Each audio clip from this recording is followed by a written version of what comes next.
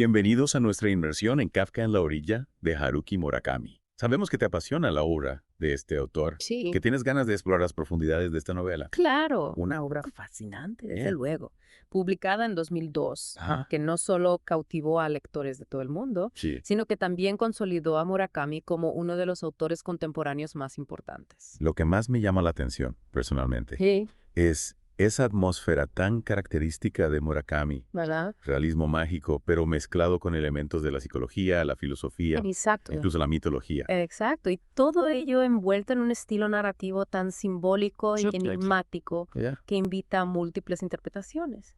Para empezar, Ya. podríamos hablar de las dos narrativas que se entrelazan en la novela.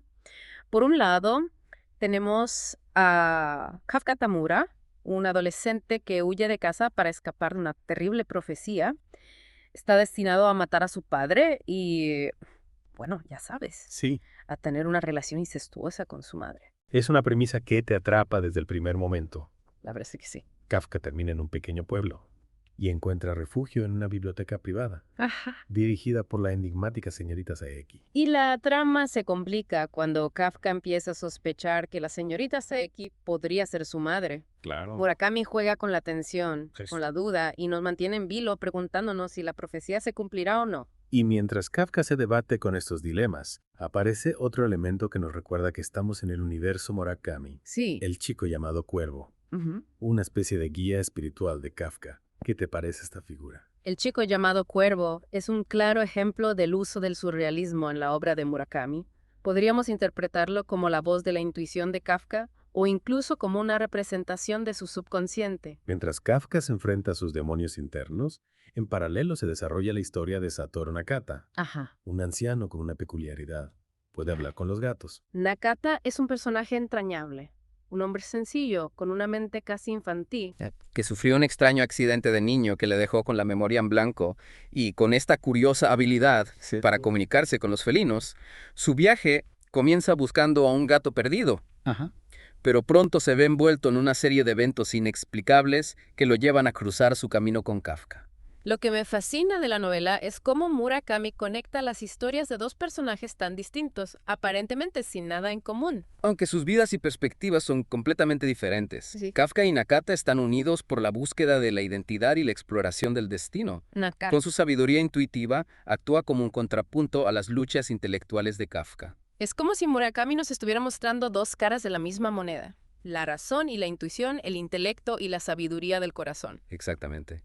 Y a través de estas dos historias paralelas, Murakami nos invita a reflexionar sobre temas profundos como la naturaleza del destino.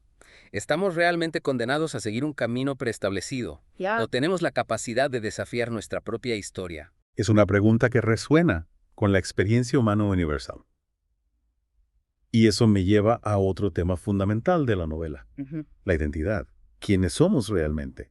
¿Estamos definidos por nuestro pasado o podemos reinventarnos? Kafka y Nakata representan dos enfoques distintos a esta búsqueda de la identidad. Claro. Kafka se debate con su pasado, Ajá. con la sombra de su familia, mientras que Nakata, con su mente en blanco, se enfrenta al mundo con una inocencia casi infantil. Y en ese proceso de autodescubrimiento, ambos personajes se encuentran con una serie de símbolos que van guiando sus pasos. Totalmente. Murakami es un maestro en el uso del simbolismo. Sí. Y en Kafka en la orilla encontramos una gran riqueza de imágenes Desde luego. que nos invitan a múltiples interpretaciones. Empecemos por los gatos. Bueno, En muchas culturas, los gatos se asocian a lo misterioso, a lo mágico, a lo espiritual. ¿Qué crees que representan en la novela? los gatos son criaturas fascinantes Sin duda. que se mueven entre el mundo real y el mundo espiritual con total libertad. Para mí, representan la intuición, la sabiduría ancestral, la conexión con nuestro inconsciente. Coincido contigo. Nakata, a través de su capacidad para comunicarse con los gatos, accede a un conocimiento que está vedado a los demás. Es como si los gatos fueran guardianes de secretos, Sí, guías en el laberinto de la vida. y no podemos olvidar la biblioteca, Claro. ese lugar que acoge a Kafka y le ofrece refugio del mundo exterior. Ujú.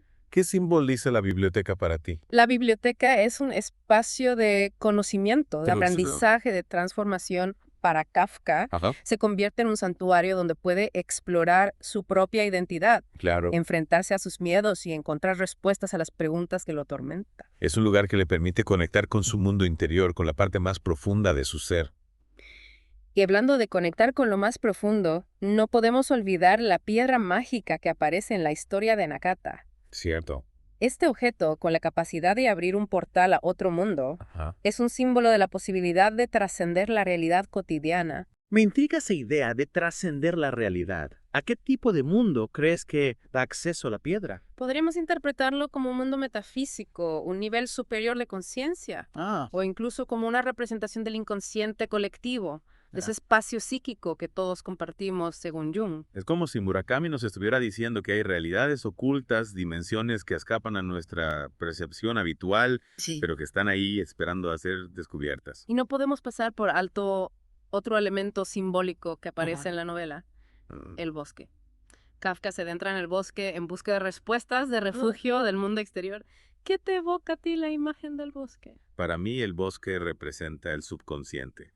Es el lugar donde se esconden nuestros miedos, nuestros deseos más profundos, nuestros traumas del pasado. Es un espacio oscuro, Sí. misterioso, donde el tiempo y el espacio se distorsionan y donde los personajes pueden enfrentarse a su propia sombra, Claro. la parte más oscura de su ser. Es un lugar de prueba, de iniciación, de transformación. Kafka, al adentrarse en el bosque, se adentra en sí mismo. Y por último tenemos la lluvia de peces, ¿Y? un elemento surrealista que aparece en varias ocasiones a lo largo de la novela. ¿Cómo interpretas este fenómeno tan extraño? Para mí la lluvia de peces es un símbolo de lo inexplicable, de lo absurdo, de la ruptura del orden natural. Es como si Murakami nos estuviera diciendo, el mundo es un lugar extraño, lleno de misterios que no podemos comprender. La lluvia de peces es una metáfora de la vida misma, que es impredecible, caótica, llena de sorpresas. Nos invita a aceptar la incertidumbre, a vivir con la conciencia de que no tenemos todas las respuestas. Es como si Murakami nos estuviera invitando a abrazar el misterio, a dejarnos sorprender por la magia de lo inesperado. Y precisamente esa capacidad para combinar lo cotidiano con lo fantástico, Claro. lo real con lo onírico, es lo que hace que la obra de Murakami sea tan atractiva. Nos invita a cuestionar nuestras percepciones. A explorar nuevas formas de ver el mundo, a descubrir la belleza que se esconde en lo extraño y lo desconocido. Y ahora que hemos explorado los temas principales y el simbolismo de la novela, me gustaría profundizar en la narrativa de Murakami. ¿Qué te parece si analizamos cómo construye la tensión? Venga. ¿Cómo juega con el tiempo y el espacio? Claro. ¿Cómo crea esa atmósfera tan característica que nos atrapa desde la primera página? Me parece una excelente idea. La narrativa de Murakami es fascinante, Sin duda. llena de recursos que nos mantienen en vilo, con ganas de saber qué sucederá a continuación. Y precisamente de eso vamos a hablar a continuación. De cómo Murakami teje su magia narrativa para crear una experiencia lectora única e inolvidable. Retomemos nuestro análisis de la narrativa de Murakami. Uno de los elementos que más me fascina es su capacidad para crear una atmósfera de misterio, de extrañeza, que nos atrapa desde la primera página. ¿Cómo lo logra? Creo que Murakami juega con nuestra percepción de la realidad. Introduce elementos surrealistas en un contexto cotidiano. Claro. Y eso genera una sensación de inquietud, Exacto. de que algo no encaja del todo. Exacto. Y no olvidemos su uso magistral del tiempo y del espacio. Murakami juega con la cronología, con los saltos temporales, y eso crea una sensación de desorientación, ¿Ya vio? de que las reglas del mundo real no se aplican en el universo de la novela. Es como si nos invitara a adentrarnos en un sueño, donde todo es posible, donde la lógica y la razón se difuminan. Y hablando de sueños, no podemos olvidar la importancia de la música en la obra de Murakami. La música no es solo un elemento decorativo, sino que juega un papel fundamental en la construcción de la atmósfera y en la expresión de las emociones de los personajes. ¿Recuerdan esa escena en la que Kafka escucha la sinfonía inconclusa de Schubert en la biblioteca? La música se convierte en un refugio para él, en un lenguaje que le permite expresar lo que no puede decir con palabras. Exactamente. La música es un lenguaje universal que conecta a los personajes con sus emociones más profundas. Y también con algo que está más allá de ellos mismos, como una especie de conexión trascendente. Y no olvidemos el humor, Claro. un elemento que a menudo se pasa por alto en la obra de Murakami. Sí. A pesar de la seriedad de los temas que trata, Murakami tiene un sentido del humor muy peculiar. Desde luego. Hostil, a veces absurdo, Ya. que aligera la tensión y nos permite respirar en medio de momentos de gran intensidad emocional. Es cierto. Ese humor, a veces melancólico, No, tú. a veces irónico, Ajá. es una de las marcas distintivas de Murakami. Nos recuerda que incluso en las situaciones más difíciles, Ya. siempre hay espacio para la ironía, para la Claro. sonrisa, para una mirada compasiva hacia la absurdidad de la vida. Y hablando de elementos distintivos, no podemos dejar de mencionar la influencia de la cultura occidental en la obra de Murakami, en Kafka. Bueno. Encontramos referencias a Beethoven, a Colonel Sanders, Ajá. a Johnny Walker. Y personajes y elementos que no esperaríamos encontrar en una novela japonesa. Es fascinante cómo Murakami crea un diálogo entre Oriente y Occidente. Introduce elementos de la cultura pop occidental en un contexto japonés. Y eso genera una sensación de extrañeza, Sí. de que los límites entre las culturas se difuminan. Es como si Murakami nos estuviera mostrando que, en el fondo, Total. todos compartimos las mismas inquietudes, tenemos anhelos, Exacto. independientemente de nuestra cultura de origen. Y hablando de culturas, Sí. me gustaría abordar un tema que a veces genera controversia en la obra de Murakami, la representación de los personajes femeninos. Es cierto que algunos críticos argumentan que los personajes femeninos de Murakami suelen ser enigmáticos, Ya. distantes, incluso etéreos. Ajá. ¿Qué opinas tú? Creo que es importante analizar cada personaje en su contexto sin caer en generalizaciones. En Kafka en la orilla, por ejemplo, tenemos a la señorita Saeki, un personaje complejo Y sí. y fascinante. Sé que es una mujer madura, enigmática, Desde luego, Que ha vivido una vida marcada por la tragedia y el dolor. Y a pesar de su aura de misterio, sí, es un personaje con una gran fuerza interior que juega un papel fundamental en la transformación de Kafka. exacto. Saeki representa la sabiduría, la experiencia, la Sí. conexión con el mundo espiritual. Sí. Es un personaje que desafía los estereotipos y que nos invita a reflexionar sobre la complejidad de la psique femenina. Y también está Oshima, el bibliotecario, Ajá. un personaje andrógino que desafía las normas de género. Oshima es un personaje fascinante que nos invita a reflexionar sobre la fluidez de la identidad, Ajá. sobre la posibilidad de trascender las etiquetas y las categorías impuestas por la sociedad. Y no podemos olvidar a Sakura, la joven que acompaña a Kafka en parte de su viaje. Sakura representa la energía juvenil, la vitalidad, ¿Sabes? la capacidad de afrontar la vida con optimismo. Ya. Es un personaje que aporta luz y esperanza a la historia. En conjunto, los personajes femeninos de Kafka en la orilla contribuyen a la riqueza y complejidad de la novela. Sin duda. Y aunque es cierto que algunos de ellos pueden resultar enigmáticos, Sí, creo que es importante no caer en simplificaciones. claro. Cada personaje tiene su propia historia, Ah. sus propias motivaciones, sus propias contradicciones. Y es precisamente esa complejidad lo que los hace tan fascinantes. Ahora, me gustaría profundizar en un tema que me parece fundamental en la obra de Murakami, la Oh. soledad. La soledad es un tema recurrente en la literatura de Murakami. Sí. Y en Kafka en la orilla adquiere una especial relevancia. Claro. Kafka, por ejemplo, es un personaje que vive en un estado de profunda soledad, marcado por la ausencia de su madre y la distancia emocional con su padre. Y a lo largo de su viaje, Kafka se encuentra con otros personajes que también experimentan la soledad Claro. de diferentes maneras. Como Nakata, que a pesar de su capacidad para comunicarse con los gatos, vive en un mundo propio, Ya. ajeno a las convenciones sociales. Ajá. La señorita Saeki, que se ha recluido en su biblioteca, buscando refugio del dolor y la pérdida. La soledad en Kafka en la orilla no es solo física, sino también emocional y existencial. Exacto. Los personajes de Murakami se sienten aislados, Sí. desconectados del mundo, Ajá. a pesar de estar rodeados de gente. Es una soledad que nace de la dificultad para conectar con los demás, Claro, para sí. encontrar un sentido a la existencia. Y en ese sentido, creo que la obra de Murakami conecta con una experiencia muy contemporánea, la sensación de alienación en un mundo cada vez más individualista. Es cierto. En un mundo hiperconectado, paradójicamente, nos sentimos más solos que nunca. Ya. Y la literatura de Murakami nos ofrece un espacio para reflexionar sobre esta paradoja, para explorar las diferentes formas en que la soledad se manifiesta en nuestras vidas.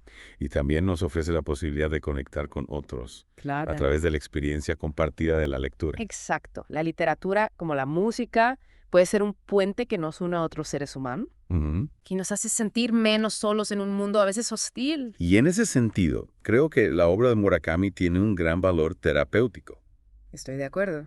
Sus novelas nos invitan a confrontar nuestros propios demonios, Claro. a explorar nuestras emociones más profundas, Ajá. a aceptar la complejidad de la vida. Y al hacerlo nos ayudan a sanar, a crecer, Sí. a encontrar un sentido a nuestra propia existencia. Sin duda. La obra de Murakami es un bálsamo para el alma, un refugio para los que se sienten perdidos en el laberinto de la vida moderna. Ya veo. Y ahora me gustaría que nos centráramos en el impacto de la obra de Murakami en la crítica Vale. y en los lectores. Kafka en la orilla ha sido aclamada por la crítica como una de las mejores novelas de Haruki Murakami. Desde luego. Se ha destacado su originalidad, su complejidad, su capacidad para conectar con los lectores a un nivel emocional profundo. La crítica ha elogiado la prosa de Murakami, Y su habilidad para crear atmósferas evocadoras, su maestría en el manejo del tiempo y el espacio. también se ha destacado la riqueza simbólica de la novela, su capacidad para generar múltiples interpretaciones. Y no podemos olvidar el impacto que ha tenido en la cultura popular, convirtiéndose en una obra de culto para muchos lectores. Kafka en la orilla ha sido traducida a numerosos idiomas, ha inspirado adaptaciones teatrales y ha generado un sinfín de análisis Sí, e interpretaciones. sin duda. Se trata de una obra que ha dejado una huella profunda en la literatura contemporánea. Y creo que su legado perdurará en el tiempo. Kafka en la orilla es una novela que nos invita a reflexionar sobre la vida, la muerte, Sí. el amor, la soledad, el sentido de la existencia. Ya. Y nos ofrece una visión del mundo que es a la vez poética, Sí, inquietante y profundamente humana. una visión que nos acompaña mucho después de haber terminado de leer la última página. Y ahora que hemos explorado la recepción crítica de Kafka en la orilla, me gustaría centrarme en la influencia de la filosofía en la obra de Murakami. Se suele hablar de la presencia del existencialismo, pero también hay elementos de la filosofía oriental. ¿Cómo se conjugan estas dos corrientes en la novela? Es una pregunta muy interesante. Sin duda. Por un lado, tenemos la influencia del existencialismo, que se manifiesta en la búsqueda de sentido de los personajes, en su confrontación con la absurdidad de la vida. Claro. Kafka, por ejemplo, se rebela contra el destino que le ha sido impuesto. Sí. Busca su propio camino en un mundo que parece carente de significado. Es como si Kafka estuviera siguiendo los pasos de los personajes de Sartre o Camus. Personajes que se enfrentan a la angustia existencial, a la responsabilidad de crear su propio sentido en un universo indiferente. Al mismo tiempo encontramos la influencia de la filosofía oriental, especialmente del budismo zen. Esta corriente se manifiesta en la aceptación del caos, de la impermanencia, de la interconexión de todas las cosas. Me intriga cómo se combinan esas dos visiones del mundo aparentemente tan diferentes. ¿Podrías darme algún ejemplo de cómo se refleja esta dualidad filosófica en la novela? Creo que sí. Tomemos como ejemplo a Nakata. Su capacidad de aceptar lo que sucede sin juzgar de fluir con los acontecimientos es una clara muestra de la sabiduría zen. Nakata no se resiste al destino, no se aferra a ideas preconcebidas, simplemente vive en el presente, aceptando lo que la vida le depara. Es como si Nakata personificara esa frase budista, el sufrimiento surge del apego. Al no pegarse a nada, al aceptar la impermanencia de todas las cosas, Nakata encuentra una especie de paz interior, una libertad que los demás personajes anhelan. Exacto. Y esa sabiduría oriental, combinada con la angustia existencial de personajes como Kafka, crea una tensión muy interesante en la novela. Murakami nos muestra que no hay una única respuesta, que la vida es un misterio que podemos abordar desde diferentes perspectivas. Y al final, ¿qué nos queda? ¿Cuál dirías que es el mensaje principal de Kafka en la orilla? Creo que Murakami nos invita a abrazar la incertidumbre, a aceptar que no tenemos todas las respuestas. Nos muestra que la vida es un viaje lleno de sorpresas, de encuentros inesperados, de momentos de oscuridad y de luz. Y que en ese viaje lo importante es mantener la mente abierta, estar dispuestos a cuestionarnos nuestras creencias, aprender de cada experiencia, conectar con nuestra propia intuición, como lo hace Nakata. Exactamente. Murakami nos anima a escuchar la voz de nuestro corazón, a conectar con nuestra propia sabiduría interior, a confiar en que el camino se irá revelando paso a paso, incluso cuando no podamos ver el destino final. Es un mensaje de esperanza, de confianza en la vida, a pesar del dolor, de la soledad, de la absurdidad que a veces nos rodea. Y creo que esa es una de las razones por las que la obra de Murakami resuena con tanta fuerza en los lectores. Nos ofrece un espacio para explorar nuestras propias inquietudes, para conectar con nuestras emociones más profundas, para encontrar consuelo en la belleza de lo extraño, de lo inexplicable. Nos invita a mirar el mundo con nuevos ojos, a descubrir la magia que se esconde en lo cotidiano, a aceptar que la vida es un misterio que nunca terminaremos de descifrar. Kafka en la orilla es una novela que se queda grabada en la memoria, que nos acompaña mucho después de haberla terminado. Una novela que nos invita a reflexionar sobre nuestra propia existencia, sobre la búsqueda del sentido en un mundo que a veces parece carecer de él. Y que nos recuerda que la magia existe, si estamos dispuestos a verla. Gracias por acompañarme en esta inmersión profunda en el universo de Kafka en la orilla. Ha sido un placer compartir este viaje contigo y con nuestros oyentes. El placer ha sido mío. Espero que esta experiencia haya inspirado a nuestros oyentes a redescubrir la magia de la obra de Murakami.